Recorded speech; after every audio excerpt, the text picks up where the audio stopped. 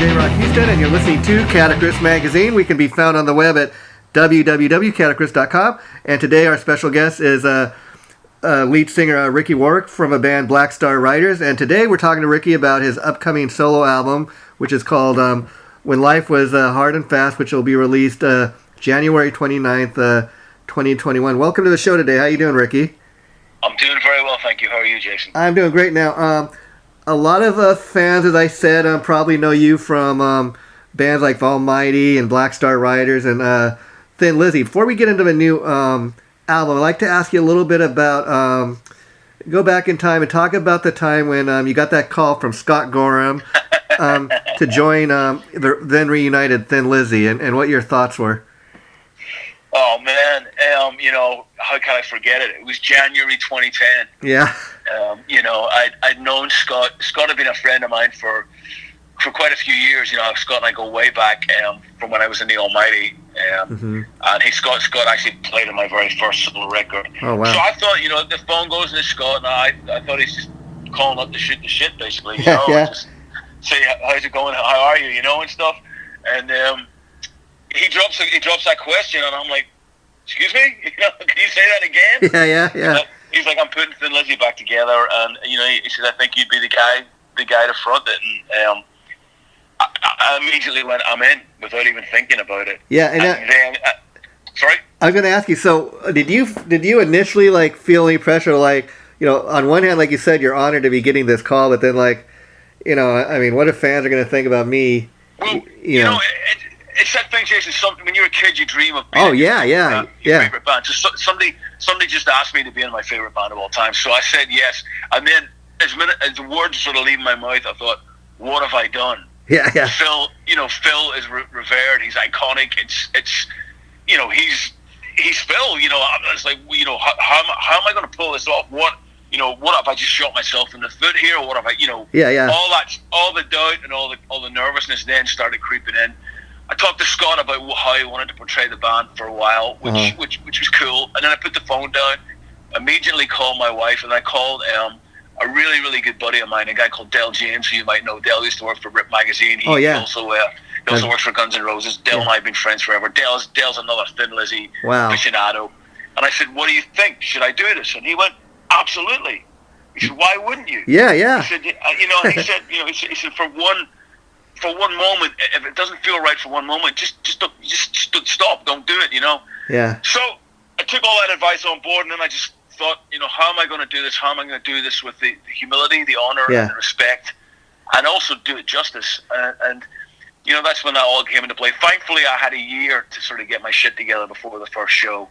Yeah. And I just immersed myself in Phil and Lizzy even more than I already was, anyway. Yeah. And it was just what an honor, what an absolute honor, and what a privilege, and it still is. I mean, it still is very surreal. It still doesn't seem, real. Yeah. I mean, yeah. I bring it up only because it kind of reminds. I mean, it's a little different of a situation, but kind of reminds me with Van Halen when David Lee Roth left, and everybody kind of thought, oh, who's going to replace David Lee Roth? And and we've seen how that worked out. And the difference here is maybe it's because Scott knew you, and he thought you could do a job. But I mean, the only other person was even able to kind of fill those shoes was John Sykes, because he was a great singer in his own right. But of course. But I think you were really the guy that you kind of you paid your dues, and you really proved that you had what it take.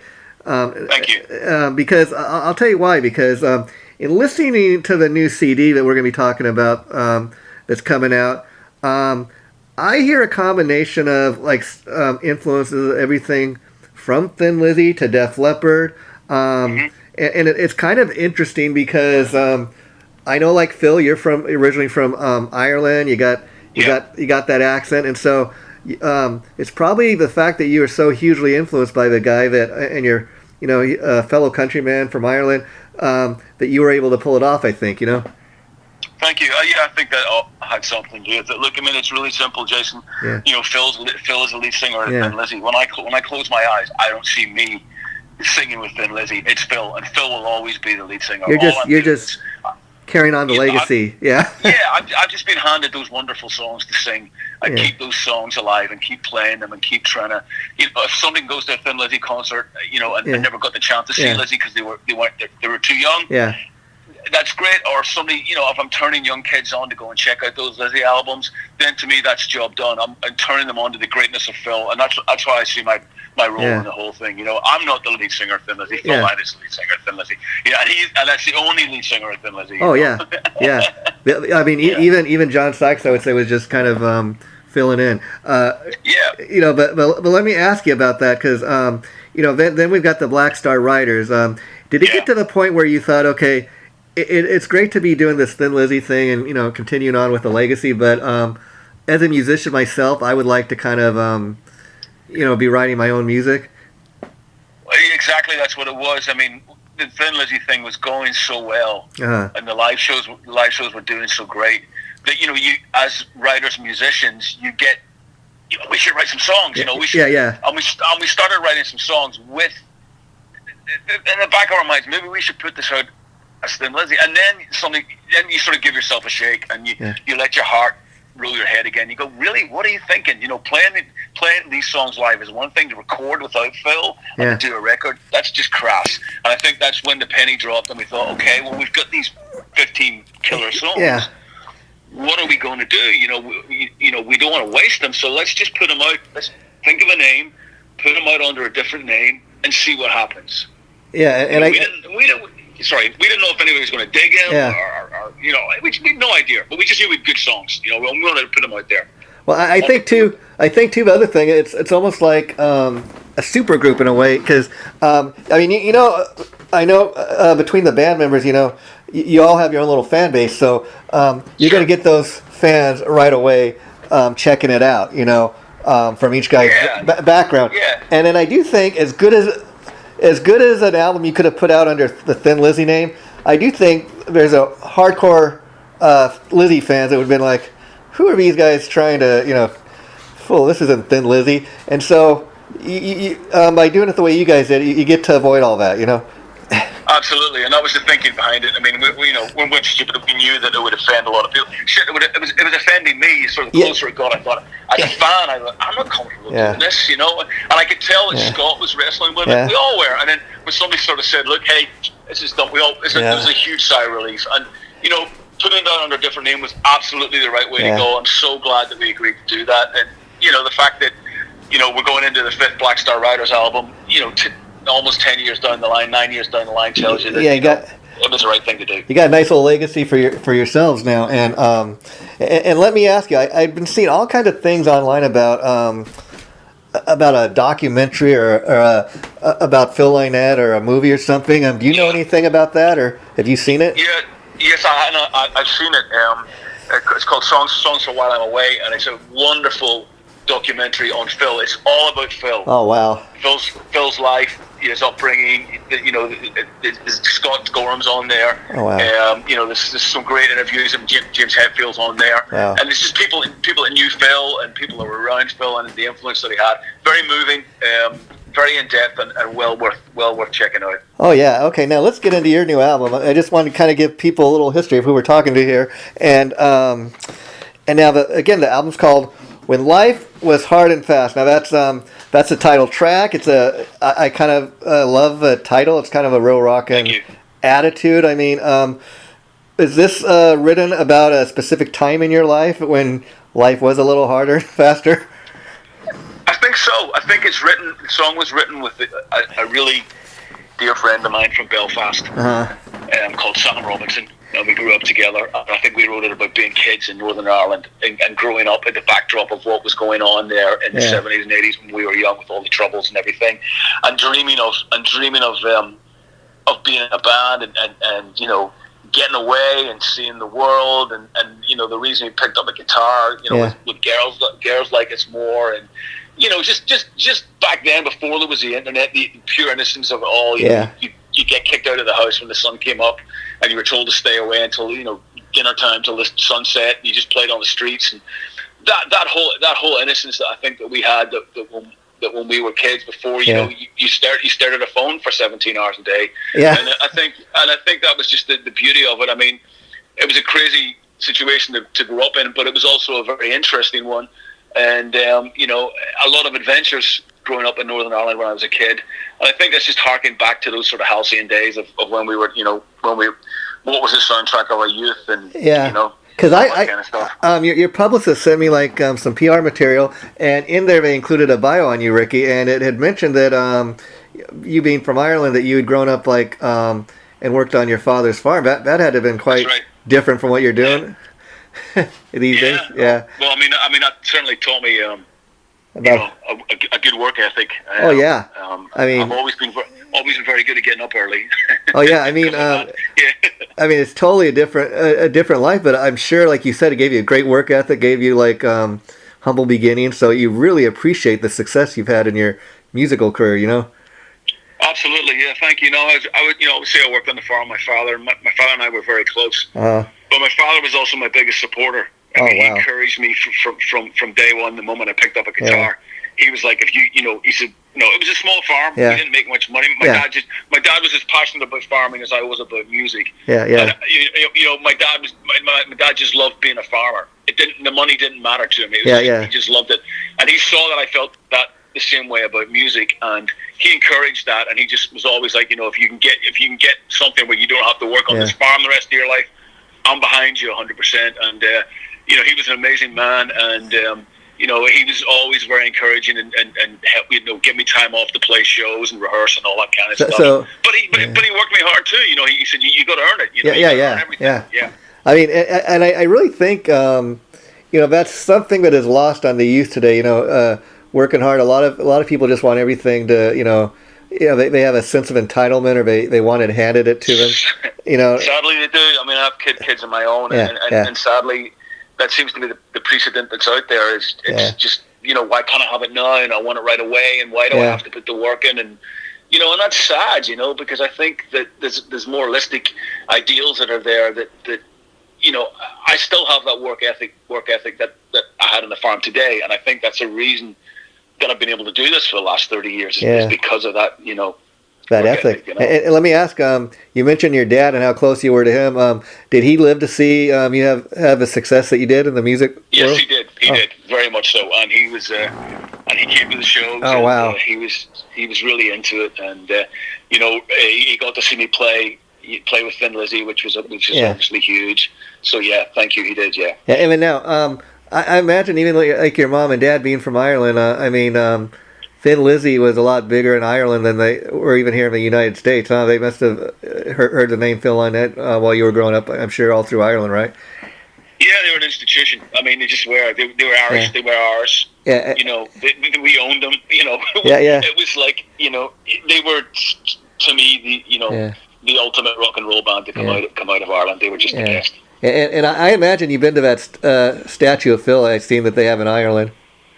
I have. It's really funny. I got married in Ireland back in 2005, and I lived in Dublin for about 8 or 9 years before I actually moved to the States. Yeah. But I was living in the States, with my wife, and we went back to Ireland to get married in 2005, and the statue had just been erected about a month before, and I had my picture taken. Yeah. Standing beside that statue. If only I'd known what was coming down the line 5 years later, right? Yeah.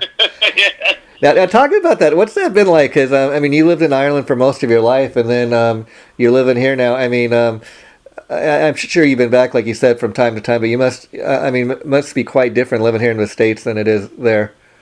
Well, I'm used to it. Yeah. I've been here 16 years. Yeah, and my wife's American. My youngest daughter was born here. Oh yeah, school here.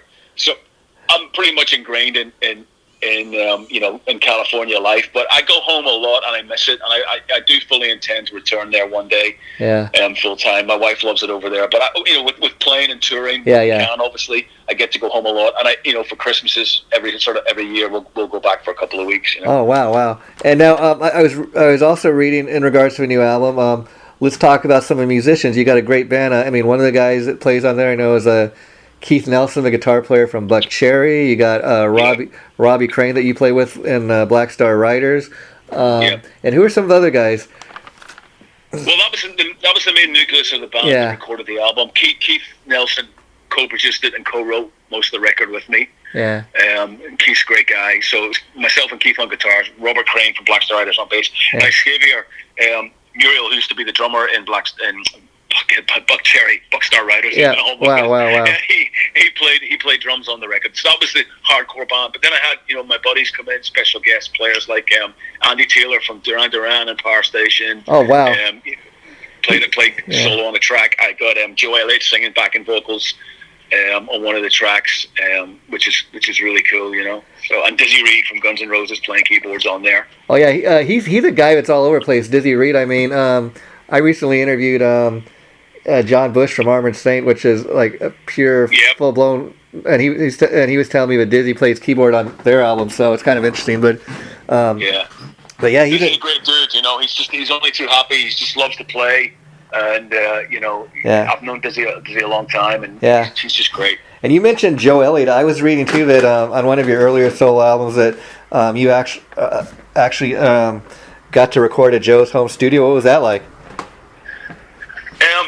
It's amazing. I mean, Joe and I have been tight for a long, long time. I was actually Joe's best man at his wedding. Oh wow! He's one of my dearest friends, and I lived in Dublin for 8 or 9 years, and Joe's main residence is in Dublin in Ireland. He has a studio there, so I've been in it a bunch. Joe actually produced my first 2 solo records and sang and played on them as well.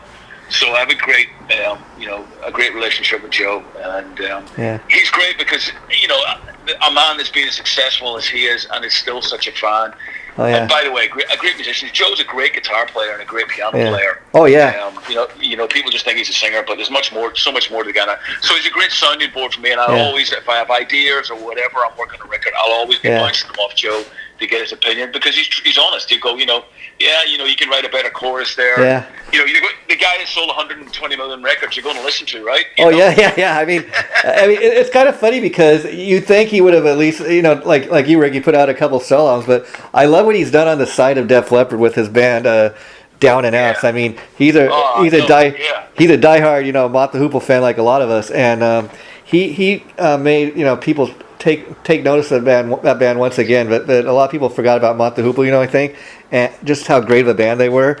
And the first couple albums he did, he covering their tunes, and then recently he put out like an original music with that band, a full length CD. So he can do it all, Absolutely. That's what he is at the end of the day. He's a fan like all of us. He's never forgotten that, and he just loves Ian Hunter, and when Ian goes on tour, Joe will go to every show, like a fan, and he's so good at helping the artists that he believes in. I mean, Joe, when I first went solo, Joe was the instigator in believing in me, giving me studio time. Def Leppard took me on the road for a year to open up for them, which is amazing.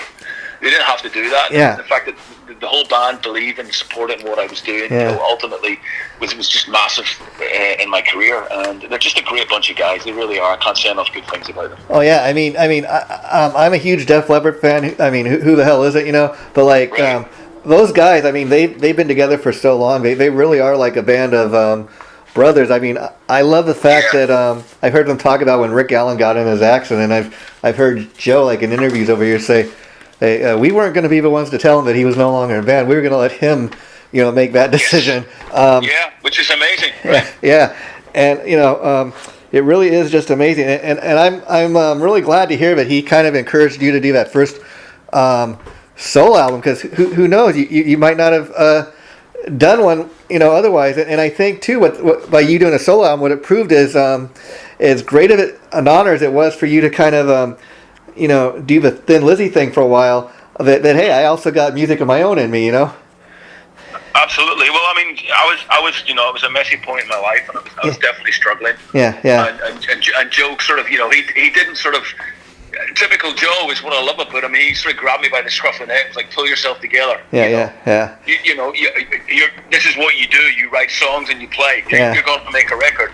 Yeah. You're going to do it. It's going to be okay, and I'm going to help you. And when somebody sort of says that to you, suddenly you go, okay. You get your confidence, you get your mojo back. Yeah. And Joe was really instrumental in that whole thing. And that was way back in 2002. And I spoke to the guy the other day. We call each other, once every couple of weeks. Wow. catch up and talk and what's going on. And he's still is, you know, what are you doing? Why are you doing this? You know, he's still pushing me, and I love that, you know, and I love him for it. You know? Yeah. Now I tell you, one of the tracks on here that I really love. Let's talk about this one, track 3. Rather be hit. Now the lyric goes to some of the effect of I'd rather be hit by a man than a woman, which I can kind of relate to. But my question is this: now I take this song kind of two ways. It could be a song about domestic violence, or it could be simply a song about a guy's pride, in the sense that I get what you're saying in the lyric, and that hey, I'd rather have some guy hit me than some chick hit me, you know, because then I'm gonna get a reputation being a wuss or whatever. I mean, which is it? It's neither of those. Oh wow. And it's nothing to do. It's more of in a political sense of the word. I mean, songs written sort of 2 or 3 years ago. Oh wow. And, you know, I'm just saying, look, you know, it was all like, you know, it's this male chauvinism, this testosterone, egotistic that we have, and and you know, men have been running the world, and look at the fucking state of the world. Sorry, I'm not sure I'm allowed to swear. You know, look at the state of the world. Maybe it's time to hand it over to the ladies, and let, you know, and you know, it's funny. I just see that happening more, obviously, recently, and I don't want to get into politics. I don't want to piss anybody off. And, you know, whatever. But I'm just saying it's more of a tribute to the women out there and how strong they are. So kind of like that kind of thing. Yeah. Along the lines of girl power. But let me ask you about that, because I'm all for you know, putting women in power and that. But do you think it's necessarily like to me, it's not so much about okay, I'm going to put a woman in charge. I think it has to be more about not just getting a woman, but a qualified woman. Just like if I was going to hire a man to do a job for me, you know, it's not so much matter about. Absolutely. I mean, it has to be. I mean, to me, it's not. It has to be a good person. It has to be a qualified good person that understands and has a soul and empathy. And, you know, and wants to make the world a better place, or their country a better place, their town a better place. I think that's where it's coming from, and you know, the song's a little bit, it's a bit metaphorical, it's a little bit tongue in cheek. I love that. Know, it's a little bit, you know. You know, what's the lesser of two evils? That kind of thing, you know. And, I mean, the title, it could almost be a country song with a title like that. Which kind of brings me to my next point, because you know, that's what I love about you know, music like this is it, like, you of course know what you wrote the song about, but I listened to it and maybe I got something else out of it, but it's all about interpretation, you know. And it is, and being Irish as well, I'm a sarcastic bugger. There's tons of sarcasm in my lyrics, and tons of irony, and like I said, a lot of it's coming from that angle, you know what I mean? Sometimes people go, well, you know why you're saying that? I'm like, well, you know, read it again, read it a bit more, you know, it's maybe it's not just as black and white as you think it is, you know? It kind of reminds me of like the band Slade. A lot of people know the band Slade from a song, of course, Come On Feel the Noise, or Mama We're All Crazy. Now here's the thing, I'm bringing this band up because they recently put out like a great like, it was a 2 CD greatest hits collection, and I got my hands on it, and here's the thing,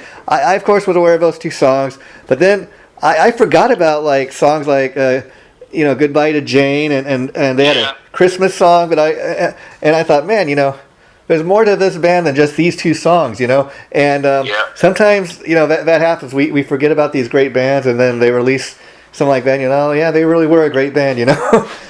Absolutely, Slade were amazing. I mean, huge influence on me as a kid. You know, one of the first bands as a kid. You know, I ever saw on Top of the Pops, the UK music show we used to have when I was a kid, and Slade would be on every week. And you know, they're one of the first bands I fell in love with when I was like 6, 7 years old. And the other reason I bring up Slade is because I was reading recently about them that, like, if you read the way they spell their song titles, it's kind of tongue-in-cheek, like you're saying, because they're from England. They write everything with an accent, like the way they speak, and it was kind of a humor thing, and people didn't really get it at first, but that kind of, you know, that's their trademark, so to speak, I guess, which makes it interesting. And then I also love that this is kind of a real rockin' tune, Gunslinger. Right. That's actually a cover version. Oh, really? Who originally did it? A guy called Willie DeVille, who went under the name of Mink DeVille. He had a huge hit in the late 70s with a song called Spanish Stroll. Oh, wow. And he was a New York musician, and he was phenomenal. Great influence on a lot of people. Like Springsteen will cite him. You know, Will Stephen. Wow. He was a great. You know, Johnny Thunders probably based his whole kind of image on Mink DeVille. And I bought that single when I was a kid. Wow. And the B side was Gunslinger. Wow, wow. And I remember trying to learn to play it on the guitar, you know, way back then, and just falling in love with the song. And I just remember saying to myself, one day I'm going to cover this song. And of course, you know, time passes and I forgot about it. Yeah. And then I ended up being somewhere. I found a Mink DeVille album. Yeah. And I bought it, took it home, went, oh, there's that song. You know, I remember that song. Yeah. Boom, you know. Let's. I'm in the studio. Let's cut it. And that's how that song came out. Wow, and then the next one, never corner a rat. That kind of reminded me, kind of like a Harder Edge, kind of Aerosmith tune. It kind of reminded me of like I don't know why, right. of like Rats in the Cellar. But you know, what's this about? Because again, just the title, I love it. Like never corner. I mean, this is specifically. I had a conversation. This guy came out to one of the shows when we were out on tour with Blac Star Riders with Judas Priest, and he was ex-Marine, and he'd done quite a few tours in Iraq, and we were just chatting, and he was just telling me about how he was struggling being back in I guess normality, and how he felt after serving his country for 15, 16 years, that he felt his country was letting him down. Now he was back in civilian life. Wow. And just listening to this guy talk, and it was kind of heartbreaking, and it really sort of resonated with me that what he'd sacrificed and given up to go and fight for his country and what he believed in, and freedom and democracy. And here he was back home, and he was struggling for the freedom and the democracy that he was, he'd been fighting on foreign soil for. The whole thing was just so sort of sad and ironic. And he sort of said to me, he says, but I'll keep fighting. He said, never corner a rat, because I'll fight back. And I just thought, that's amazing. What an amazing story. So I put into the words down that came into my mind about this guy. And probably there's the song. Wow. And probably the most kind of radio friendly song we have here is which I was really digging, was called "Don't Feel at Home." And again, that's a real catchy kind of tune. Talk a little bit about that, because that's one of my favorite tunes. Thank you. All right, cool, man. Yeah, that's probably the last song, funnily enough, we wrote for the album. Keith and I wrote that in the studio. We felt we were a song short of the record, just to complete the record and the whole sort of vibe we had. And musically it came together pretty quickly. Lyrically, I have a member of my family that's really been struggling his whole life with addiction. Wow, okay. And on and off, and it was just really written about that. It was about addiction, not them specifically, but sadly I know a few people that have been struggling with this. And this whole story and the whole pretense behind the song was, that they're just trying to fit in and stay clean and trying to get some meaning to life. It's hard because they think they just keep going down the wrong path every now and again. It's kind of interesting. That's the last tune that was written for the album, because in talking about your friend Joe Elliott earlier, it kind of reminds me, if you go back to their Hysteria album, probably one of the tracks that people remember the most from Def Leppard is that song "Pour Some Sugar on Me," which Joe Coast wrote on acoustic guitar, and that was the last song they did for that album. And it's it's the most memorable, one of the most memorable tracks.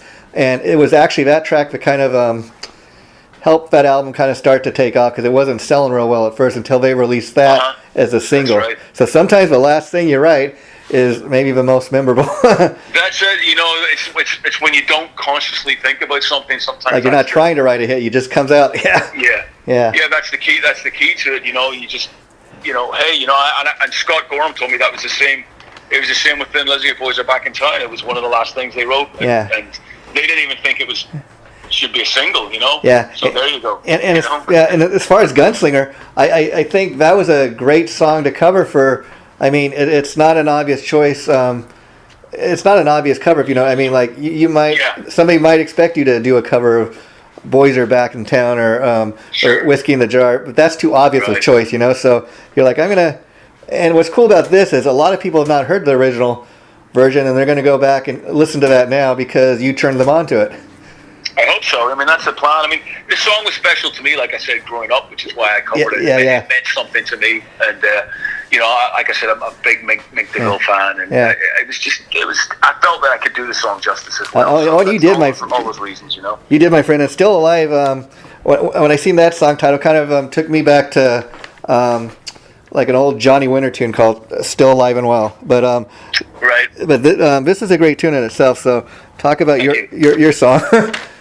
Yeah, Keith Nelson is an amazing slide guitar player. Oh wow, yeah. And I was like, dude, there's no way we're making a record without you playing slide on the track.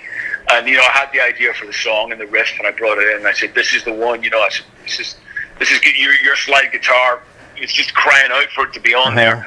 And he did, and of course he nails it. He plays great slide on it. But this was one of those things where I like telling stories a lot in my lyrics, and I'm basing them on characters. I watched the movie Hell and High Water, and about the two bank robbers in Texas. I don't know if you've seen that movie. No, I have to check that out. Yeah, wow. Great movie, and it just kind of inspired me about the whole kind of outlaw bad boy thing and why people are always drawn to it. I mean, I love all the old cowboy movies, and and why everybody loves a bad boy or a bad girl, and that's the whole story behind it. These two guys just I love road trip movies as well, jumping in a car. Yeah.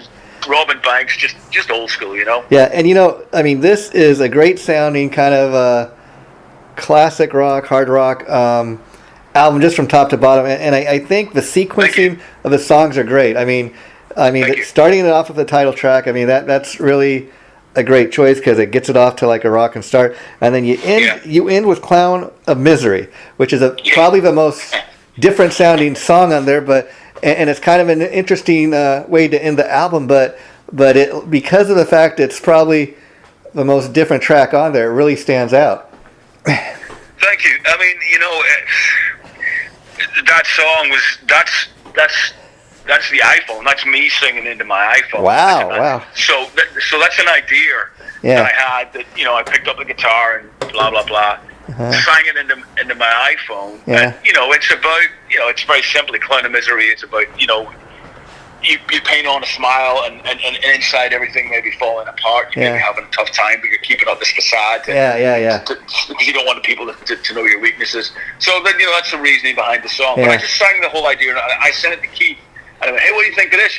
We should record this. And he went, we have. And I went, what are you talking about? He went, dude, you should just do it like this. This has got a vibe to it, an edge to it, a desperation, and a feel to it. Let's just so that's it, straight off the iPhone, straight onto the record. It almost comes across as a guy that's depressed. I mean, it reminds me of when grunge music was really big in the '90s, and there was that all these great bands like Soundgarden and Nirvana, and as great as the music was at the time, I was still listening to a lot of those classic rock bands that I grew up on for the simple fact. But like you said, when I listen to music, Ricky, I like to listen to guys that are great lyric writers like you, that are great storytellers, like Ronnie James Dio. I mean, when I listen to a Dio song, I really believe that he's talking about demons and wizards and Dungeons and Dragons, and it really takes me on a musical journey. And as great of a band as maybe Nirvana was,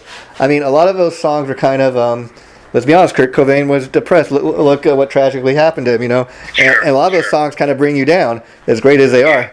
But that's what makes this such a great album. It's like just a really good feel album. And then you have this kind of Clown of Misery. It kind of takes you in a different direction. But like you said, we're all human. We all got different emotions. So that's what that's all about, I think. I think, again, it's, being a musician and being blessed to be a musician.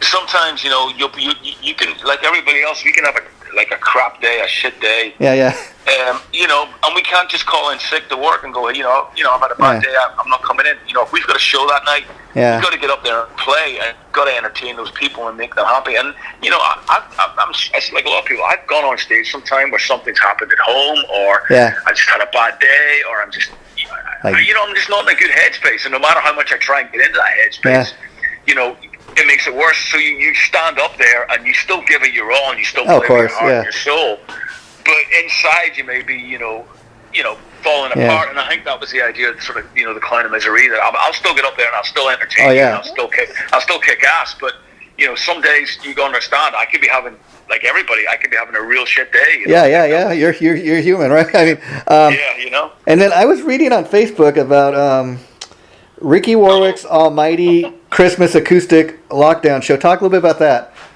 Yeah, obviously because of the crazy situation we've been in the past year, Jason. Not being able to tour, and get out, and it's changed everything. Obviously, you got to think it a little bit differently. And I started doing these online shows. I started the first one back in May, and they've been really great. They've been really great for me. They give me something to focus on and rehearse for, just like a normal show. And they've been super successful. I've done one this will be my 6th one now. Oh wow. I haven't done. I was doing them every month, and I stopped for a couple of months. I make them real cheap. I think it's only $5 to watch the show. That's great. And I changed the subject. So 1 month I'll do Almighty songs with my old band. Next month will be a cover version show. A month after that will be Blac Star Riders show. So this is the second Almighty one I've done. Okay. And this is one that's coming up, and I'll keep doing it till we get back out there for real. Now, just like for a bit of fun, would you ever toy with the idea like maybe doing like a Christmas show, like Christmas rock tunes or anything like that, or you're just gonna stick to Almighty? I'll do the odd show. I've played. I've done it. I've been as adjacent to what we've covered.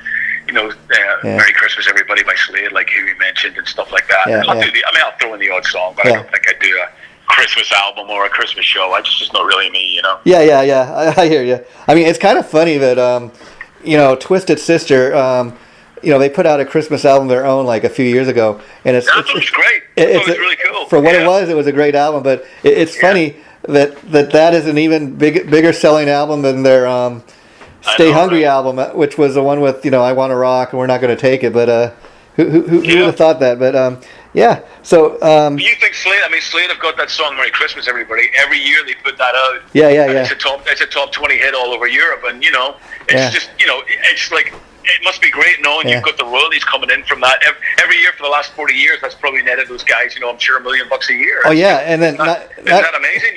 Yeah, and not to mention those 2 Quiet Riot songs. I mean, I interviewed Frankie Banali, who recently passed away. A number of years ago, and he was telling me, here's the thing, with Quiet Riot doing those 2 Slade songs, he said Quiet Riot got the fame, but by the time we released those songs, Slade had not been touring in several years. All of a sudden, rightfully so, they were making a ton of money, and we got the fame, but it's kind of an even trade-off. That's the way it should be, Yeah.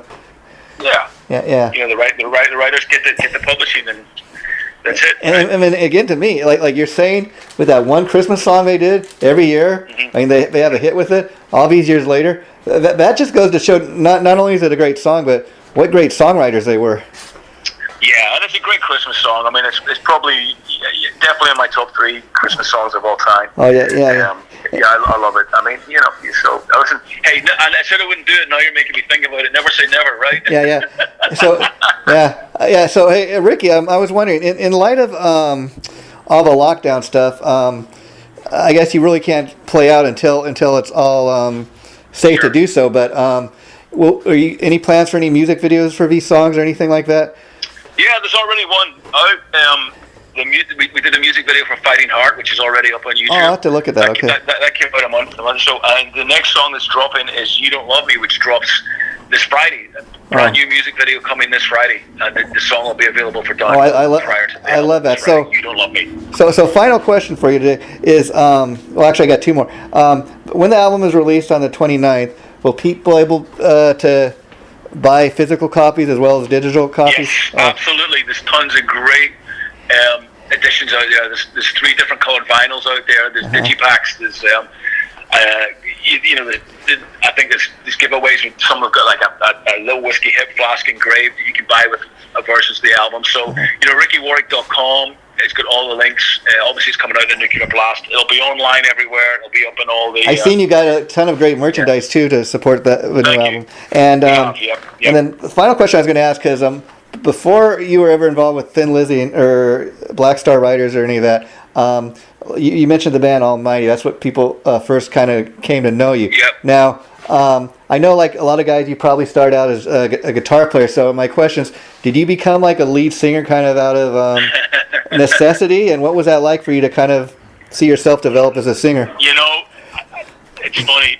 Two of the guys that I ended up being in the Almighty with, I met when I was 14 years old, and we were in our first band. And I was a rhythm guitar player, like you said. Yeah. And we had the meeting. Who's going to sing? Yeah. And I said, I'll do it till we find somebody else. Wow. So 40 years later, I'm still doing it till we find somebody else. And now you're doing now you've been releasing solo albums as well, and I think it's worked out for you. And I only bring that up because I heard a similar story about Dave Mustaine. You know, he first got his start in Metallica when they fired him. He originally wanted to get another lead singer. He thought, I'm a guitar player. And then he realized, first of all, he couldn't find anyone who he felt could do his songs he was writing justice, because he heard them a different way in his head. And again, I think it kind of worked out for him, you know? Yeah, I mean, it is, you know. I mean, I can remember as clear as day that rehearsal when we were kids, and you know, I was like, okay, I'll do it, but only till we find somebody else. Thinking, of course, you know, we'll get somebody the following week or the following month, and like I said, here we are 40 years later. And, I mean, you're really decent. I guess we haven't got anybody else. And you're really a decent singer in your own right, but I think part of that too is probably because you have a talent you do, but also because when you write a song, I'm sure it's a lot easier for you to kind of perform it than to give it to somebody and tell them, oh, this is, you know, how the song is supposed to, you know, be played. It is, you know, when you're writing it and you know that you have to sing it, obviously you're writing that from a very personal point of view. I mean, I do write for other people. Oh, yeah.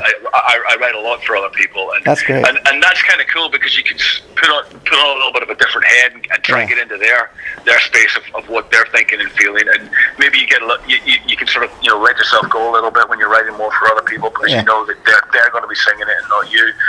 It's nice to be able to do both. I mean, I really enjoy it. Oh, yeah. I mean, like John Five, he's a great guitar player. I'm not sure if you know who he is, but he's played like Rob Zombie, Marilyn Manson, David Lee Roth. He's written songs for Leonard Skinner. So, I mean, if you got that talent, you know, why not do it? Because I mean, that's where the money's at, you know, songwriting. Yeah. Well, Ricky, I really enjoyed getting to know you today. Let's keep in touch, and maybe once the album comes out, we could talk again about it. But it was great. It was great talking to you. This interview will probably be going up in the first week or two of December, which we're in now. So I just got to send it off so they can post it. But so thanks for doing this, and I'll let Chip know when we post the interview. And at that time, you're more than welcome to post on any of your sites if you wish to do so. I will, of course. Okay, bye-bye. I appreciate it, Jason. Thank you for your time, my friend. Okay, take care.